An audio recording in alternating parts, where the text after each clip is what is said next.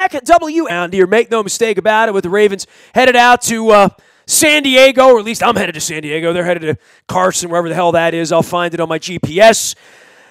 And all the marbles there, but meanwhile, the baseball team chugs along. New manager on Monday, a very, very impressive press conference for Brandon Hyde, and I am searching all parts Marlins and Cubs for all residue of the success of Brandon Hyde and how that will matriculate its way here to the warehouse in Camden Yards. Jesse Rogers covers all things Cubbies out in ESPN land in Chicago, has done that for 7 years after a little stint with the Blackhawks. And Jesse, I wrote an open letter to the Angelos boys here in taking over the franchise, and I asked if they were a Rocky or a Bullwinkle, and I know you know what that's all about, having been out there and watched first the Blackhawks sort of resurrect themselves and win cups, and I'm on the backside of a Caps Cup this year, so I know how that feels. And then the Cubs side of this thing where Joe Maddon comes in, and I know you've written books on Maddon and leadership. Tell Baltimore what they're getting in Brandon Hyde, because, I mean, you certainly have been around these sort of resurrection projects, right? Yeah, I mean, I know Brandon very well, and I mean, I don't think you can really judge him off of anything Joe Maddon's done. Two completely different people. It's not like Brandon came with Joe from Tampa Bay or anything like that. In fact, Brandon was only just 1 year the bench coach with Joe. But, I mean, the good news for Baltimore fans is, look, he interviewed with every single team that had a managerial job opening this year. So he must have been doing something right behind the scenes. I'm talking the Twins, the Blue Jays, the Rangers, the Angels. And, you know, the Cubs actually had announced, and I talked to Brandon, that he was going to come back. No one really had Baltimore on his radar. And then all of a sudden they asked him for an interview, and he gets the job. So he was well sought after. First time around, though, with these interviews. So he wasn't surprised that he didn't get one. In fact, in my mind, it was a little bit of a surprise that he was even being considered for all of them because, like I said, just 1 year as a bench coach with the Cubs, though he had some time with the Marlins on the bench. Here's the good news. He's done a little bit of everything, and I think that's a good, sort of a prerequisite, maybe not a prerequisite, but I like it in terms of a little front office work when he came to the Cubs, then first base coach, then bench coach. And here's the one key thing, very organized. He ran Joe Maddon's spring training every year that Joe was here, even while he was the first base coach. He ran spring training. Then he becomes the bench coach. He ran spring training. So it's not like that job was just the bench coach. They gave it to him, and he ran with it. So that tells you he's organized, tells you the manager trusts him. Now, of course, the relationship with players is different once you become manager, and I have no idea what that will be because I only saw him as a coach. But all I can tell you is a very good guy, very organized, knows the game, and I think he's in a good situation. I feel like any first-time manager, I think, Alex Cora, Aaron Boone, couldn't remember the Yankees manager. First-time managers starting in the AL, I think, is better than the NL. You don't have to worry about all those pitching changes and the pinch hitting and the double switches. So I like the soft landing. He has, obviously, a reclamation thing in Baltimore there. So I think you're getting a decent guy, a good teacher, which is key for a rebuilding team. And the one good thing is if you rebuild right, it can go quick. And it went fairly quick with the Cubs, although people think of the 108 years. It really wasn't. It was really 3 or 4 years at most. Theo came in here, Epstein, and rebuilt it from the bottom on up, added Joe Maddon, and boom, they were in the playoffs after just a couple years. But there was a couple hard years, no doubt, and you guys have felt it already. So if it's done right with a good teacher at the helm, you can move this thing quickly. So I think you have that in Brandon Hyde. Jesse Rogers joining us here. You can follow him out on Twitter at ESPN Chi Cubs. That's CHI Cubs. He's on the north side eating a good pizza there on all those beautiful nights amidst all things Wrigley. The Brandon Hyde thing, watching the press conference and watching Elias and having been subjected for a decade now, literally, to Buck Showalter and Dan Duquette on occasion, and Buck's got this all shucks thing about him and sort of this manipulative media kind of standing at the podium. It feels to me like Hyde had almost never done this before, and there was an authenticity about him. First things first, he started the press conference crying because he couldn't even compose himself. He was that touched.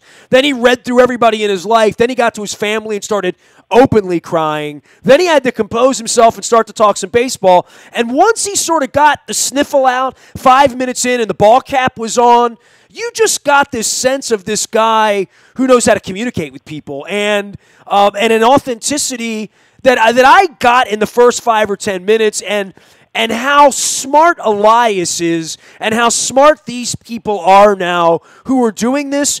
And much like what you're talking about with different systems, here's the thing that really boggled my mind, that if I'm a 36-year-old first-time GM coming in from Houston, I am damn well going to get a manager that I know, that I trust, that I have a vibe with. And it turns out he winds up hiring a guy he doesn't even know. And it's welcome, this sort of variety, this uncertainty, this edge that, well, how did Joe Madden do that? And how did they do that down in Miami? And, hey, how did you guys do that when you were in St. Louis there? And how did Luno do that in Houston? And, hey, how did Theo do that in Boston before he brought it to Chicago? And how did Joe do that in Tampa before he brought it to Chicago? There is something about that in real business, that's where the challenges come from when you bring your competitors in and you bring in the other theories that you're competing with that makes your ship stronger. And we're not used to that in Baltimore, where every time there's a managerial opening, it's either Mike Bordick or Rick Dempsey or Brooks Robinson or Jim Palmer who should be the manager. You know, you go from Chicago, you know what that's all about, that legacy thing, right? Yeah, I mean, those are some interesting points. You're right. I mean, they really did go outside the norm. I mean, I only see Baltimore from the outside looking in, and I just know it's first thing I think of is Peter Angelos. Things have been run forever. And what's the second thing you think of? Peter Angelos, right? Peter Angelos and his kids. So you're not wrong. They did do something different here. And, you know, that authenticity you talk about with Brandon Hyde, I hope it remains. It probably won't. Because you know how it is, and you're right, he probably doesn't have, I know he doesn't have that much experience with the media. I mean, I may have written 3 things with Brandon Hyde over the years, or about Brandon Hyde, or whatever. He was a guy that would text the lineup the night before to the players, so I used to go to him for information about that. You know, does anybody respond with a funny or nasty text back to you, you know, even though you're not the guy making the lineup, you're just the messenger. So, you know, Brandon doesn't have a ton of time in front of the cameras, and that is a good thing initially. Let's hope it remains. But you know how media can be. We can wear a guy down, and I'm sure he's going to put up his guard over time. But, you know, he came from a team and a manager and an executive, very transparent here in Chicago. I mean, Joe Madden will talk. Some people think too much. I think he's my favorite person that I've ever met. And I want you to talk about what he's about and how that could rub off, because I met Joe Madden freezing my ass off in San Francisco in the dugout at Game 3 of the World Series 15 years ago when he was with the Angels. And he was a guy with the funny glasses, and next thing you know, he's in Tampa, and Rick Vaughn's in Tampa, and I knew Rick from Baltimore, and next thing you know, I'm sitting in the dugout talking to Joe Madden, and he's from my dad's hometown, and, you know, I am such a fan of his that I feel like if it came from him, it's probably coming from a good place. It might not always win, but if it comes from Joe, it comes from a good place in my mind. Yeah, no, I agree, and that's the thing. The more personable and charismatic you are, the more fans you will create, but then there's going to be this segment thinking you're fake. You're only being personable and charismatic because you know you can win the media over. You know what? He's comfortable in his own skin. He's confident about his abilities. He is a little different, but he's okay with that. And this is why a guy like Joe Madden, in my mind, I believe him, can go into his 5th year here as a lame duck manager and be okay with it. He's okay with it. And he even said, it's like I'm a free agent after this year. If they retain me, they retain me. If not, I'll go somewhere else, because that's how confident he is. So I agree with you, but you know how it is. The more charismatic, the more you talk to the media, there's going to be that part of the fan base or another part of the media that's going to say, well, he's talking too much. Well, you know what? As a reporter, I will never say that about anybody. You're talking too much. Well, it's different in Chicago where the seats are full every night. You won a championship. Yeah. They lost 115 games here, and they can't get rats to come to the ballpark, and the rats live underneath. You know what I mean? You need to answer every single question, whether you lose 100 or win 100, because that means you're the same guy. And that's why I like Joe and even Theo Epstein. When they lost 100, they spoke and met the media, whatever they needed to do, especially Joe. And when they won 100, they were especially available both ways. Now, I think Theo was a little less in front of the microphones when you're winning, because there's less of a need to answer the tough questions. When you're losing, you have to answer it. But they were there. So you hope that Brandon will be there, because there's going to be some trying times. I don't see why he wouldn't be. Like I said, no one's going to go away from their first conversation with Hyde and say, oh, that guy's a jerk. You know, it's just not going to happen. He's that kind of a guy. Hopefully, the players respect him enough. They don't. If all 25 players love you as a manager, you're probably doing something wrong. So your job isn't to gain the love of 25 guys, to gain their respect. I think Brandon will walk in with that. I mean, he does have a World Series ring on his finger from just 2 years ago, so there is some success, recent success. And he managed he was the bench coach under probably a Hall of Fame manager and a Hall of Fame executive. So I would think people would respect the fact that Brandon Hyde came from a winning organization. Jesse Rogers joins us from the Chicagoland area where, yes, they still play some baseball. He is the author of a book on Joe Maddon. You can certainly go check that out. Try Not to Suck. Who came up with that one, huh? Well, it's funny if you don't know the story. I mean, it's a phrase that Joe Maddon uttered to Javi Baez, an ultra-talented player, second in MVP voting this year. This goes back a few years when Javi was just breaking in. He had wowed Joe in spring training, but was sent to the minors after camp, came up mid-season, and usually you have that talk with the manager before your first game. He went in the office, and Joe already had seen his talents in the spring. He said, you know what, I don't have anything to tell you. Just go out there and try not to suck. Because he didn't have any advice because he was so talented. So that became kind of a catchphrase, and it kind of works perfect as the title of the book because Joe's been in the game a long, long time, and he's had more success than sucking, that's for sure. Well, there's no doubt. And look, you were on the Blackhawks beat, so I really do want to go back into your Wayback Machine. I lived in and out of Chicago at the turn of the century when I was syndicated at Sporting News Radio, and for the better part of 4 winters, I flew out. My buddy Barry Trotz was then the young coach of the Nashville Predators. Great coach. Yeah, I covered his teams with the Skipjacks in the 80s when he was the coach here, right? So I would always go when the Predators played the Blackhawks. I'd fly out to Chicago when Jimmy Buffett was playing or when the right thing was happening or when the White Sox had the right series or in the South. And I always have preferred going to Comiskey. Maybe it's because my last name's Aparicio and there's a statue of my cousin in center field. But the elotes are top-notch. Way better food for me there. Yes. But I would say this, all of these years into this, there is something about Baltimore and Washington having baseball now, almost a decade and a half in, that there's not this push and pull that there is in Chicago. And right now you're starting to feel it on the White Sox side, right? Like where there is, they need to do something and, signing and spending money and doing all that. There's a real competitive thing that goes on there that the Cubs have finally won, and that's so new to everybody there, right? Well, look, the word rebuilding was a foreign word for big market teams. It really was. Rebuilding was a small market thing, and they could blame not having a lot of money on it, obviously. But the Cubs took that leap despite being in a big market, and it worked. It worked to perfection. I don't think the White Sox take the leap they're taking without seeing the Cubs do it. I just don't think people thought a fan base would be patient enough in a big market to deal with a rebuild. The Cubs sold it. The Cubs sold it well, and the only criticism I'd have is they didn't lower ticket prices while they knew they were going to go through 100 lost seasons. Because when you're just playing kids, you're going to lose. But you should lower ticket prices, raise them when you start winning. But that's my criticism. Anyway, it worked with the Cubs, and now you're seeing it with the White Sox. Manny Machado, your guy, is at Sox Park as we speak right now, this afternoon, getting a tour, and they're going for it. And if they don't get a big one this year, they're going to go for it next year. That's the beauty of having no payroll commitments and playing young guys. When it is time, you have money to jump. And that's why rebuilding works. It gives you such leeway to choose the guy you want, the timing that you feel is right, and then obviously you inundate your big league team with young players and see who's going to be a star or not. And hopefully you get 3 or 4 like the Cubs did. So if you do the rebuilding right, like Houston, like the Cubs, it works. The Sox are doing it. Baltimore's doing it next. You just make sure you do it right. You have to have a little luck with draft picks.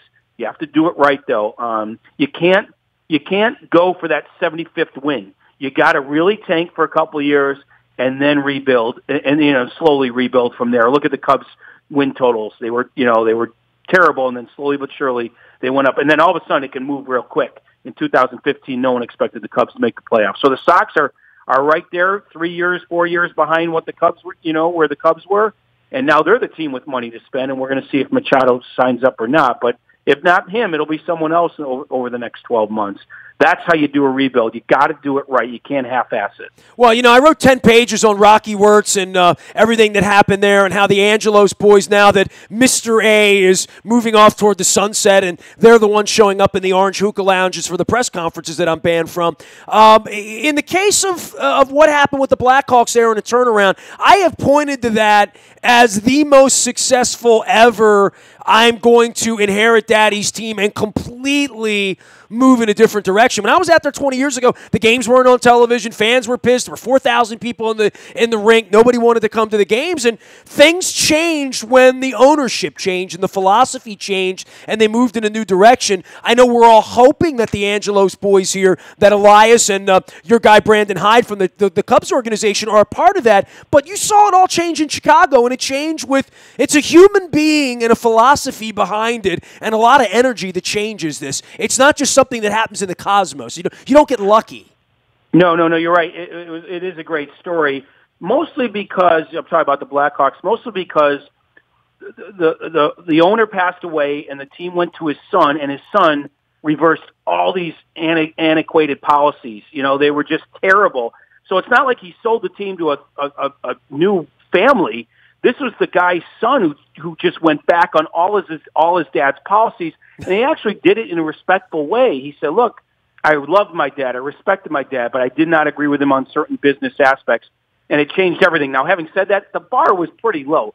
Putting home games on TV, I mean, your listeners must think we're crazy, but this was in our lifetime. No. But Jesse, it's not crazy because right now, if you're a Masson subscriber and you live here, my wife can't get the Orioles games on her iPad when I'm in Missoula, right. Montana at Pearl Jam unless I give them a couple $100. I mean, we know the Dodgers. Same thing. You're right. It's not that crazy.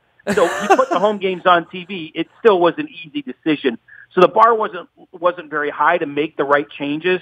And then coincidentally, here's the funny part: they were rebuilding continuously for a while there because he would spend no money. And then and this is where I say you got to get fortunate. They hit on Jonathan Taves and Patrick Kane, and that changes things as well. So when you're cheap, you lose. When you lose, you get high draft picks. And if you luck into a couple of franchise players, and then you get a new owner and a new GM, things can change. So you have to have some good fortune with the good moves as well. Well, I'm going to hope that it all rubs off, that you write books on managers who are champions in Chicago, and you're my first guest to talk about Brandon Hyde, who I'm very impressed with. Maybe one day there'll be a book about an Orioles skipper and the new regime around here and the new Angelos way. Dude, I appreciate you taking some time out of your busy schedule out there at ESPN 1000 and coming on with me, Jesse. I appreciate it. And good luck with the book around the holidays. I mean, I would read a book about Joe Madden for sure. I am a candidate. I'm the guy you're looking for, Jess. Well, thank you. Yeah, the sales have picked up during the holiday season, as you'd imagine. You can go to Amazon. Try not to suck. It's a great bio on him. It goes all the way through through the World Series win, obviously. You know what? I used to bring people in and let them try out for radio, and I think I said something very similar to them, like, hey, we're going to go on in 3, 2, try not to suck. Go. Just it does work on many levels in life, right? Try not to suck. We're all attempting to try not to suck. Well, there's the plank. Go dive and swim and try not to suck. Yes, it. Hey, man, appreciate you, man. Stay warm out there. I know how cold it can be. Yes, it is. Take care. Thank you. Jesse Rogers, ESPN Chi Cubs. That's CHICUBS. The way to follow him out on Twitter. Only hundreds of thousands follow him because he follows a team that actually has fans, unlike poor Nestor in Baltimore, who's watched it all dry up over 25 years. But Brandon Hyde is here to save the day, and I did enjoy the press conference on Monday, even though I was like Alanis Morissette, uninvited. BuyAToyota.com Audio Vault is that guy. I got to laugh. I mean, it's hilarious that the place is empty, but it's also very sad. The BuyAToyota.com Audio Vault is there 24 hours a day from anywhere in the world on your mobile device by downloading the TuneIn Radio app, becoming crystal clear from anywhere in the world on your mobile device. We also deliver a morning newspaper digitally. We don't burn any paper. We don't need a printing press. It comes right to your email inbox at 7 a.m. each and every morning. It's all brought to you by Planet Fitness at PlanetFitness.com. 5 down, 10 a month. You know the deal.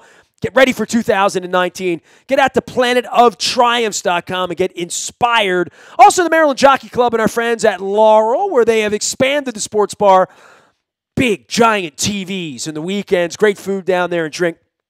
Get on down to Laurel Park. If you haven't been down there lately, you haven't been there at all. Last but never least, any breaking news happens first on the WNST Tech Service. That's all brought to you by Coons Ford of Security Boulevard. Dennis Colatzos will be here on Thursday from 3 until 5. It's the Sunday Sports Voice, now heard on Thursdays. And they also sponsor our phenomenal WNST Tech Service for all breaking news. Well, you know the breaking news. Brandon Hyde's the new manager of the Orioles, and the Ravens are headed to Southern California to take on the 11-3 former San Diego Supercharged. I got to do that because we're going to have to retire that like the Houston Oilers fight song. I am Nestor. It is easy to find me. I am a very available individual. Nasty at WNST.net finds me. Facebook, Twitter, LinkedIn, Snapchat, Instagram, streaming live right here on our Facebook as well as our YouTube WNSTV channel. We are WNST.net, AM 1570, and WNST Towson, Baltimore, and we never stop talking Baltimore sports.